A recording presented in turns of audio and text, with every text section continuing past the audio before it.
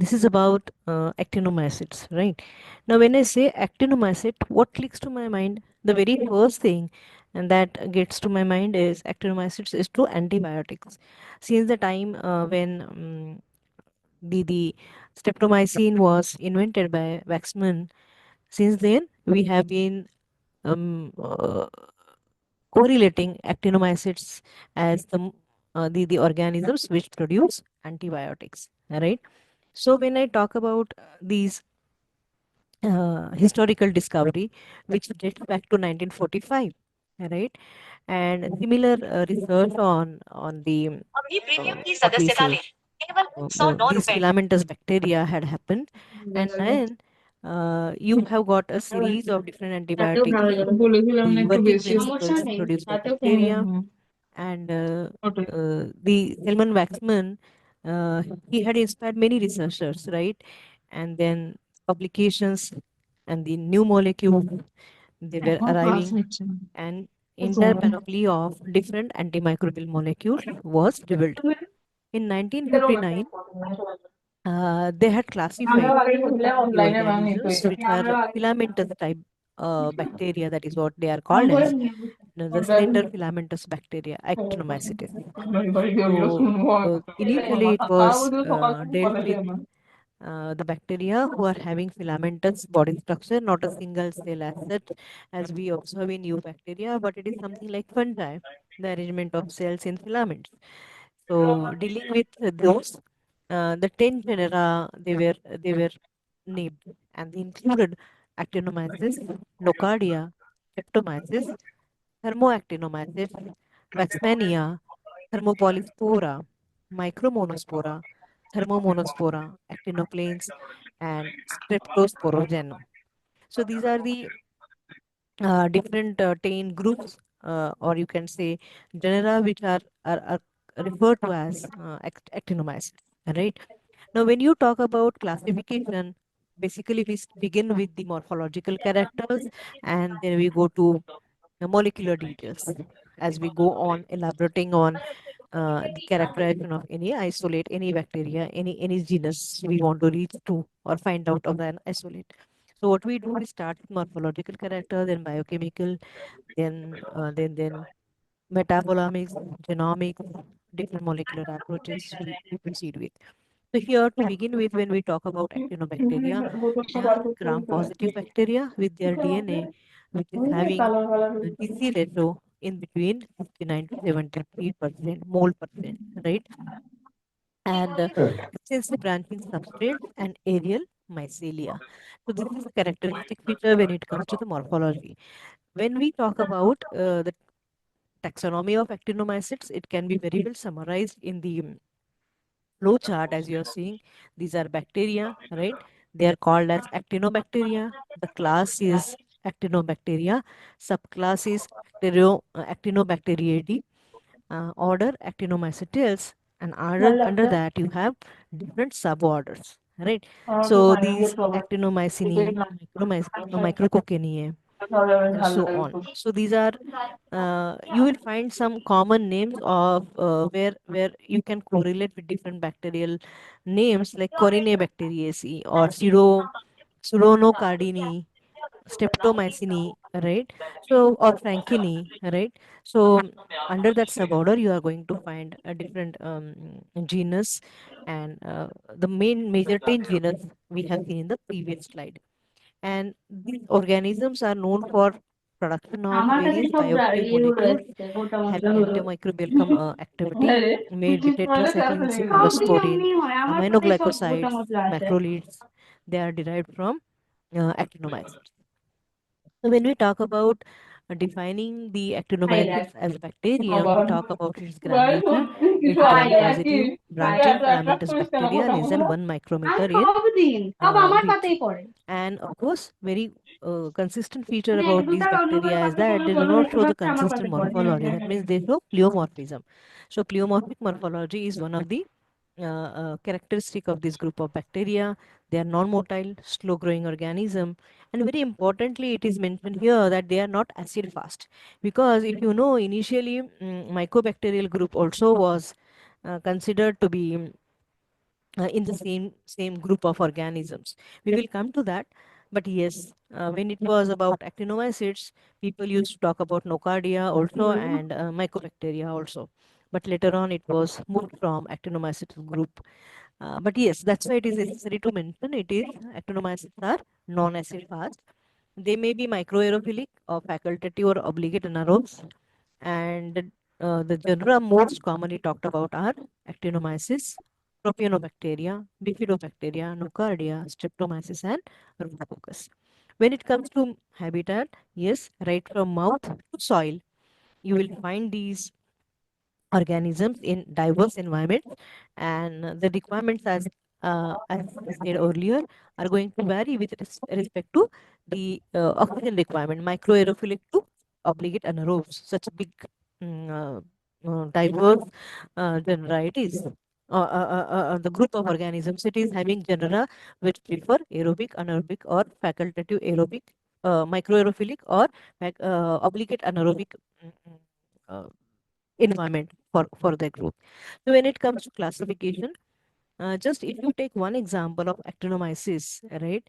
So there are 8 species in the genus, and the type species is A. ovis, which is a pathogen in cattle. So generally, we correlate actinomycetes with antibacterial compounds, bioactive molecules that are produced, and at the same time, we correlate actinomycetes with the earthy smell that comes on the first rain, right? So you have when it comes to nature of the organism, they can be classified as pathogenic and non-pathogenic. So when I say earthy smell of on first rain that you get is because of actinomycetes, the bioactive compounds from actinomycetes. Same time you have organisms which are pathogenic in cattle. Example is Actinomyces israeli, which is most frequently found pathogen in humans too. And of course, it forms a part of normal flora in mouth and gut. So it is a commonest cause of human actinomycosis. Of course, opportunistic pathogen it would be presents the chronic granulomatous lesions, which are discharging sinuses. So you are going to have the what we say lesion formed because of infection of actinomycetes. Of course, the topic is not about the diseases they cause, but let me I wanted to make you clear that it's a diverse group of organisms which are forming the normal flora as well as our opportunistic pathogens, and also are some of the members are saprophytes and are found in soil only. So you have a different group which belong to actinomycetes, and under one genus actinomyces you have 8 different species. Now this another photograph is well known to you. Do you know this technique? It is Hill Nelson's method for staining that you had used, right? So it is for examination of morphology of branching filamentous structures, bacillary forms. So it is not new to you. You have performed it for direct examination of these bacteria. All right. So decolorization with 1% H2SO4 and preparation showing non-acid fast organisms. So acid fast staining is not new to you, but why it is used? It is going to distinguish between mycobacterium, which causes diseases in animals, and non-pathogenic, saprophytic or pathogenic, but non-acid fast that are actinomycetes group. So to distinguish between acid fast and non-acid fast organisms. So actinomycetes are non-acid fast, and here another term is very important that uh, 1% acid fast, whereas those which are fast at 1% but not at 20%. So the acid that is used for the decolorization process, the concentration of that acid is very important. So if you are using 1% H2SO4, then maybe some of them are getting decolorized, but the others are not. So those which are getting decolorized with 1%, they are non-acid fast, and actinomyces, that group genus belongs to that kind of bacteria. But yes, using 20% of H2SO4, some bacteria again may get decolorized, which are stained with Ziegler staining method, acid fast staining. So when you are adding 20% H2SO4, it is expected that most of the bacteria will lose the color, and those who don't are the mycobacteria. So at 20% H2SO4, species or the genus or the isolate that shows decolorization of the cell, the stain gets removed is nocardia. Right. And another component which is very important and characteristic feature when you are talking about morphological characteristics of actinomycetes, you have to talk about no granules are present, simple gram stain should be performed, and gram positive branching filaments are to be observed. So these are the highlights which are why I'm talking here about it is just to find out the morphological features of this organism and how do they deviate or how do they diverge. Acid fast ही है, but total acid fast are mycobacteria which are not considered as actinomycetes uh, in the later years, but there are some who are resistant at 1% do not get decolorized at 1% but get decolorized at 20%. If they are getting decolorized with 1% H2SO4, we call them as they belong to actinomyces group, and if it is they are getting decolorized by uh, but not 20%, maybe nocardia. That means they get decolorized at 20%. So they be nocardia. So in the beginning, we saw the different characteristic organisms which are named under the category actinomycetes. So it is required to categorize them on the basis of morphology. So this is one of the technique for morphological classification. Now, it is very important that actinomyces, when I say they are non-acid fast, that is very important. Second is they have fermentative type of carbohydrate metabolism. So I'm taking example of one genus under it and telling you the characteristics of it, right? But what are the features to be considered under classify when you are classifying actinomycetes that we have to learn? That goes right from the morphological arrangement, acid fastness, वहाँ से शुरू होते हुए you have the morphology of spores, the sporation time, the pattern, so on and so forth. That will be the next part in the lecture, right? So just now to talk about one genus that is actinomyces, what are the characteristics, parameters that are observed and how this actinomyces shows these properties that we are discussing. So is a fermentative type when it comes to carbohydrate metabolism. That means acid and gas will get produced. So anaerobically, it can grow on variety of substrates, including glucose, maltose, and the references to anaerobic mode of respiration, but yes, some can grow well at aerobic condition also. So if you have to distinguish between these, whether they select or they prefer anaerobiosis, you have to surely try out growing under carbon dioxide conditions. So when carbon dioxide is purged in the incubator, like CO2 incubator you have, or maybe thioglycolate like component which scavenges oxygen from the medium is added to the medium, then the anaerobic species will get enhanced. All right. And here, addition of carbon dioxide usually enhances the growth of such anaerobic organisms. Nitrogen is required for growth. I'm talking about anaerobic species of actinomycetes, and characteristic filamentous microcolonies like cobweb like colonies may be produced by few species. So such minute observations are required. That is what is the kind of colony morphology. When you grow actinomycetes, generally a simple water agar also would be enough to isolate actinomycetes from air, water or soil. But what is the colony morphology shown? Generally, dry, powdery, chalky colonies we assign to the category they are actinomycetes. But as you change the media compositions and the aerobic condition or the parameter for growth are altered, the colony characteristics also may go change. So when it comes to anaerobic condition, carbon dioxide is provided, nitrogen is required for growth that is reported, and secondly, the characteristic filaments or microcolonies may be produced by few species. The mature colonies may have either a rough or dry or crumbly, that is powder, dry chalky colonies, that is what we talk about. Very rarely you will find some soft and mucoid textures, but generally gray, white, creamy, dry colonies are commonly observed and easily tapped when you expose a plate in your laboratory on water agar medium incubated at room temperature for 48 hours or more. You will find such colonies, which are chalky, dry powder-like colonies will appear. But it doesn't mean that only gray, white, creamy, chalky color, chalky consistency colonies or organisms are that of actinomycetes. You may find some of them which are producing mucoid colonies and may produce pigments also. Some of the species they produce. What are the other characteristics? Indole negative catalase nitrate reductase may be produced. Cell wall is composed of peptidoglycan that contains alanine, lysine, D-glutamic acid, but some species have ornithine and D-aspartic acid. You must be remembering the silver composition of bacteria, right? When it is talked about peptidoglycan, N-acetylmuramic acid, and N-acetylglucosamine, and interlinking is with peptide chain. So, what are the components of that peptide chain? Which amino acids are present?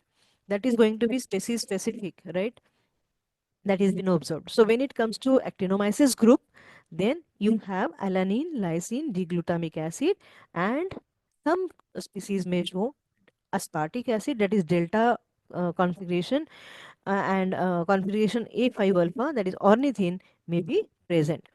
So very important thing is diaminopymalic acid or mycolic acid or glycine is absent in their cell wall, which is when it comes to tubercle bacilli, you have some specific acids which make it acid fast, which is a very crucial component when it comes to cell wall of mycobacteria.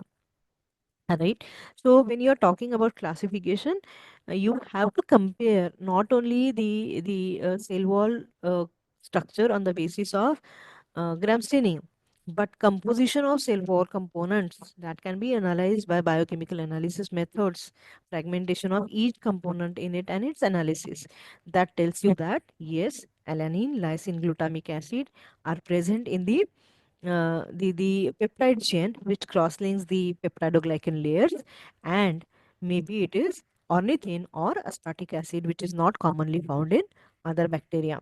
And very surely it is to be noted diaminopalminic acid, mycolic acid or glycine are not present in the cell walls of Actinomyces genus.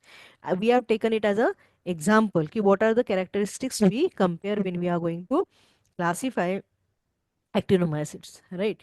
So again, like biochemical methods, fermentation of different sugars. So here you see the list, like fucose, galactose, glucose, mannose, rhamnose, etc.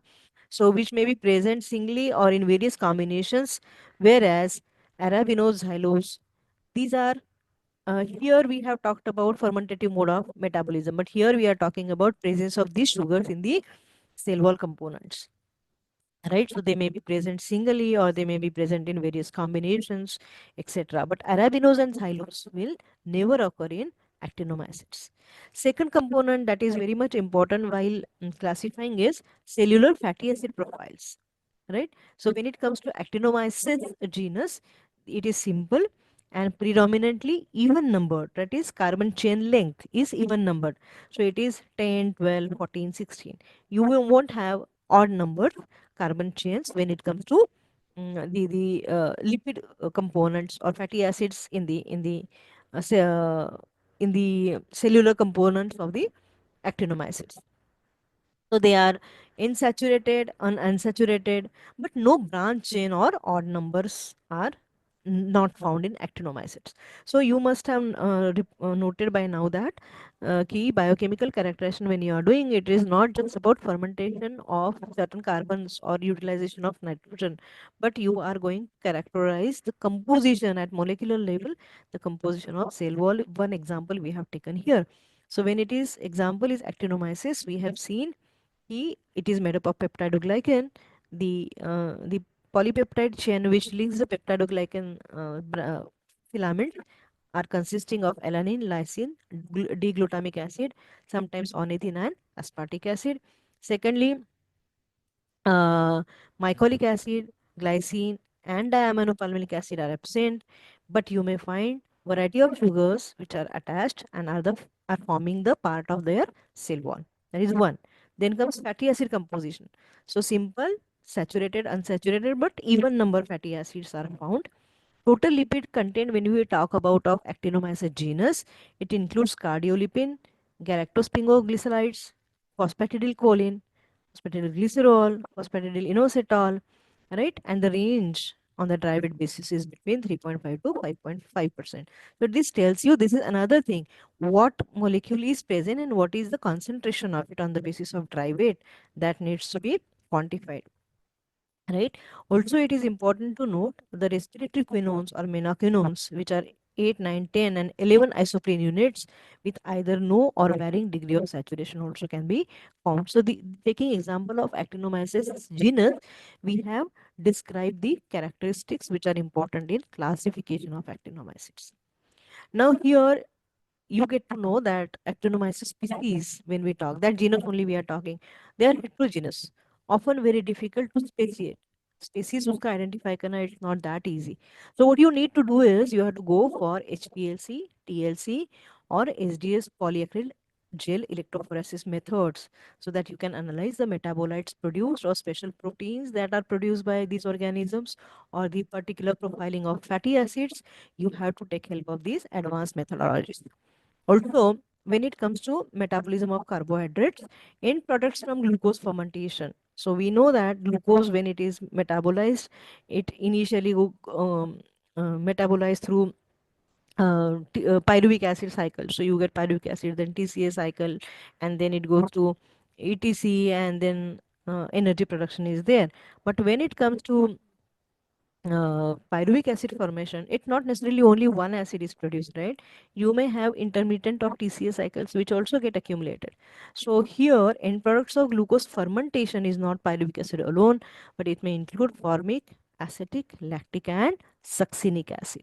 So that is one of the important characteristics when it comes to Actinomyces genus, right? Now, identification systems, when you talk about, of course you have to go for complete profiling. It's not only the structural profiling but metabolic profiling also of the isolate is done.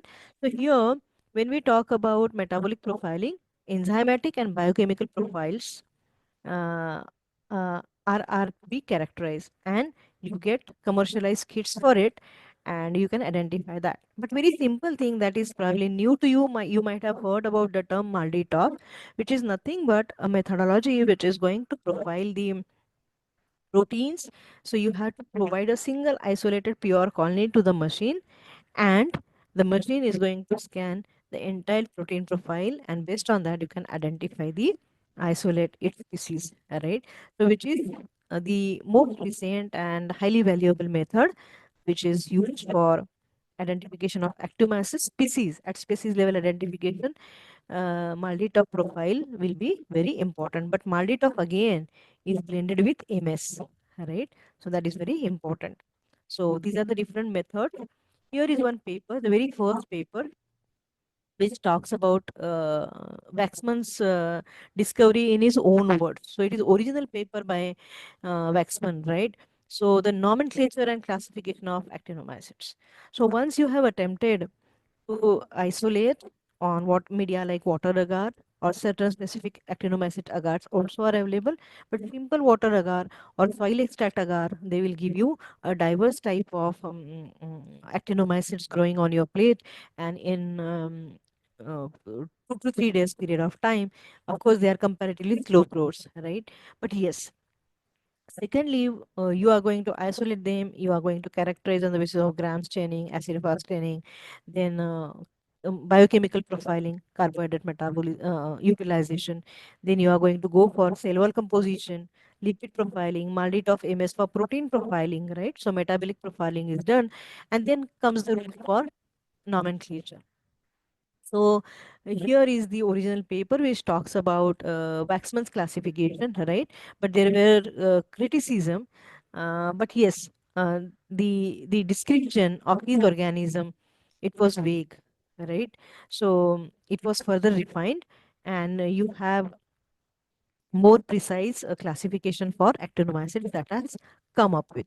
Now, for example, here we take the example of botanical code. The name actinomyces must be applied either to the organism of jumpy jaw, lumpy jaw, or not used at all.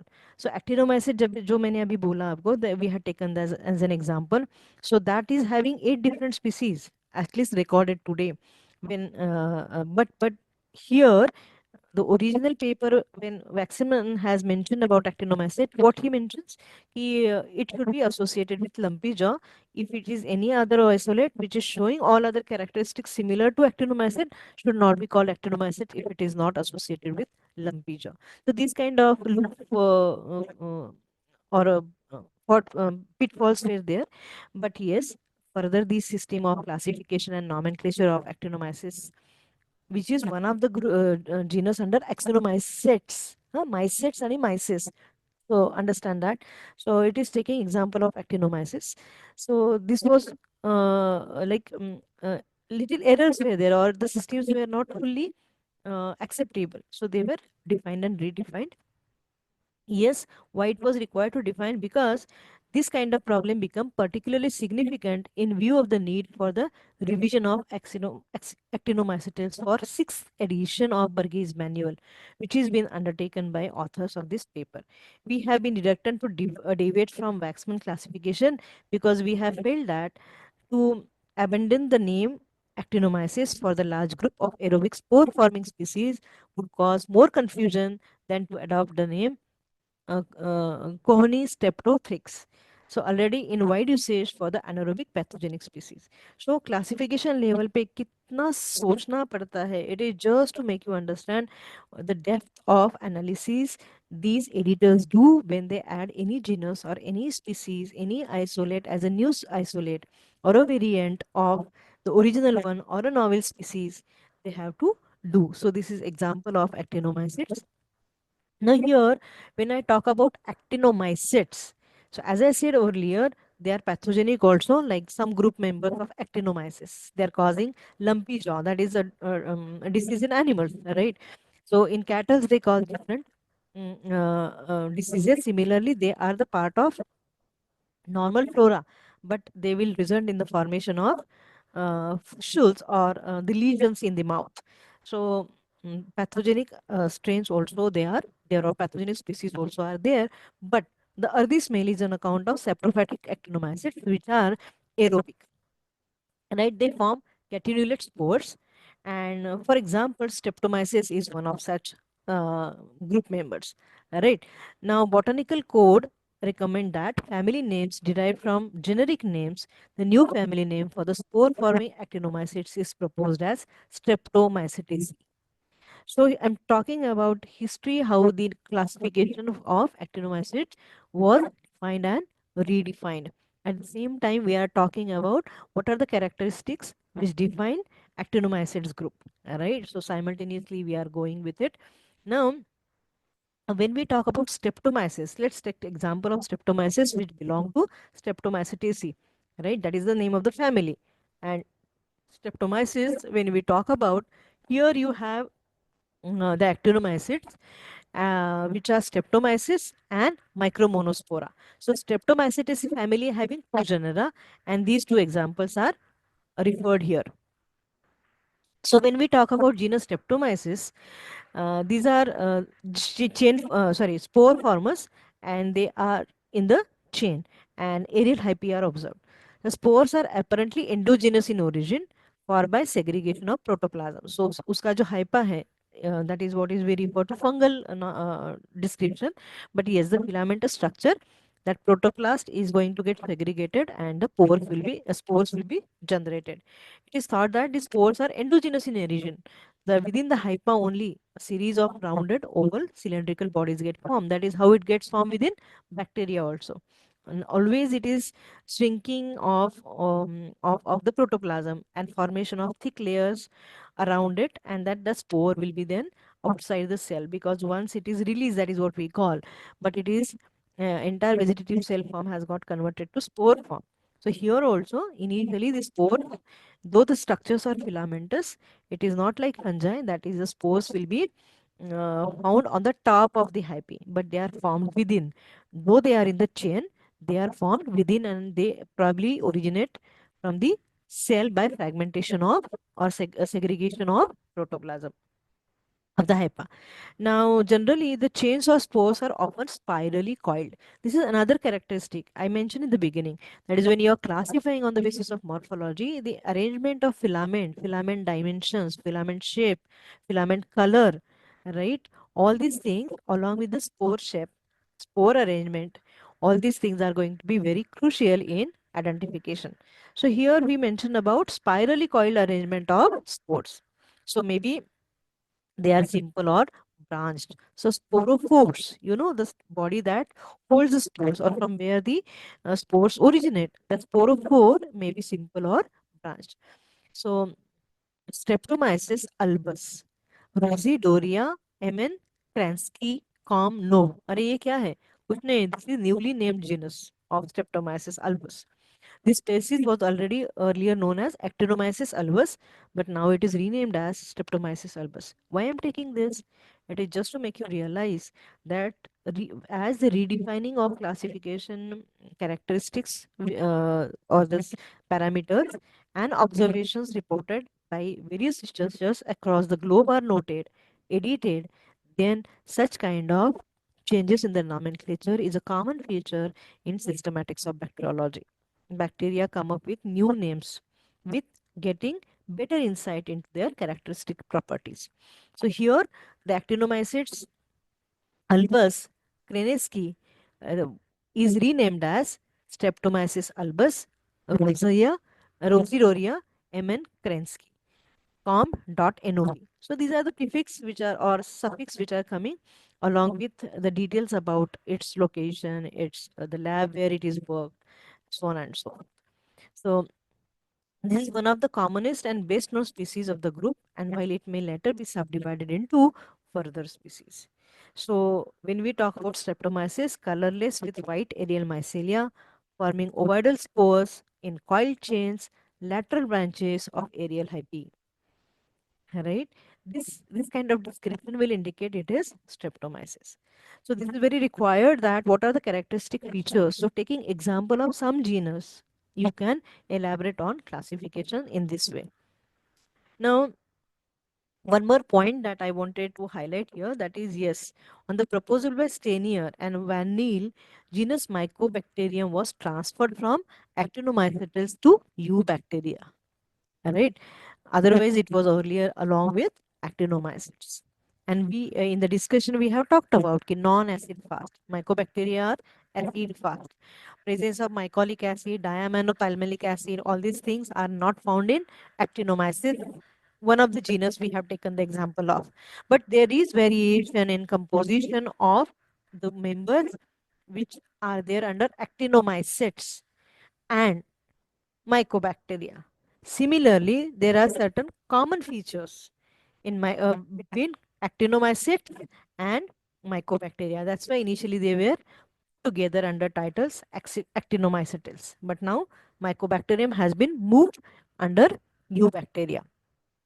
Now, if you talk about actinomycetes, they are classified into more than 150 genera, right? This classification is both based on morphological and chemical criteria. We discussed about chemical criteria, biochemical carbohydrate metabolism, yeah, the lipid profile or use of MALDI of MS, composition of cell wall, all these things we have talked about in previous slides, right? So on the basis of chemical criteria and morphological criteria, there are about 150 genus which are considered under actinomycetes. And chemotypes, that is another term I'm introducing here with the example of actinomycetes. Chemotypes, chemical variations in cell wall compositions. Only one example criteria, only one character, that is cell wall composition, and you will find different chemotypes. They are distinguished on the basis of diaminopalmaric acid. We have seen in the previous slide, Actinomyces, this genus do not have diaminopalmaric acid, but presence of diaminopalmaric acid and type of its isomer, right? Delta, alpha, beta, like that, or L and D isomers, you are going to have different chemotypes. And along with presence of the type of diaminopalmalic acid isomer and characteristic amino acids and sugars which are present with the cell wall. We have seen alanine के साथ कौन से हैं in the previous slide, right? Alanine lysine के साथ D-aspartic acid, for example, in some of the actinomyces group genus is observed. So there is variation in the type of amino acids which are present, which are going to be the part of cell wall. So the pentapeptide of cell wall which links the peptidoglycan fibers, are having different composition. So amino acid composition or the sugars which are attached to that are differing. That's why on the basis of cell wall composition with reference to diaminopalmic acid, amino acid pentapeptide, and sugars which are attached in the cell wall in addition to N-acetylmuramic acid, etc., you are going to have uh, different chemotypes, right? So 9 different cell wall chemotypes have been distinguished when it comes to actinomycetes. So what is the order of actinomycetes? It is referred to as actinomycetales, and you are going to have aerobic, anaerobic bacteria which are filamentous branching structures, and maybe sometimes these fragments will get reduced to cocoid or bacillary structures. All right. So actinomycetes, arachnia, rothia, bifidobacteria, these are anaerobic genera of medical importance. Aerobic actinomycetes, when you talk about, these are diverse group of positive gram-positive bacteria, and you have Nocardia, Rhodococcus, etc. So actinomycetes belonging to genera Gordonia, Nocardia, Rhodococcus are widely distributed in natural environments. But yes, they can cause opportunistic infections in the skin. So opportunistic, that is again in the immunocompromised people. So you, this is how you can get to know about overview. This is what is I'm sharing with you is the introductory lecture on classification of actinomycetes. Now when I talk about these Gordonia, Nocardia, Rhodocardia, Rhodococcus, what are the variations, right? Another thing is whole sugar pattern. जैसे कि हमने I'm sorry, lipid profiling की बात करी, cell wall composition and component type of sugars in the cell wall. We talked about that. Similarly, whole sugar pattern. So that on the basis of that also they are categorized. Right? Actinomycetes belonging to cell wall type are further classified on the basis of presence or absence of mycolic acid. For example actinomyces, उसमें ना डायमिनोपैल्मिक acid है ना mycolic acid है, but you have other species, other genera which are going to have diaminopalmilic acid, its different isomers, and the proportion of that isomer in a given cell wall, that also can be a characteristic feature. Similarly, presence or absence of mycolic acid and molecular weight of mycolates. It's not about only presence or absence, it is about percentage of component, it is about molecular mass or molecular weight of the molecule. So whether it is complexed, is it dimerized, tetramerized, all these things are going to be taken into consideration, and classification will be even more detailed out. So these are the criteria which are used for classification of actinomycetes.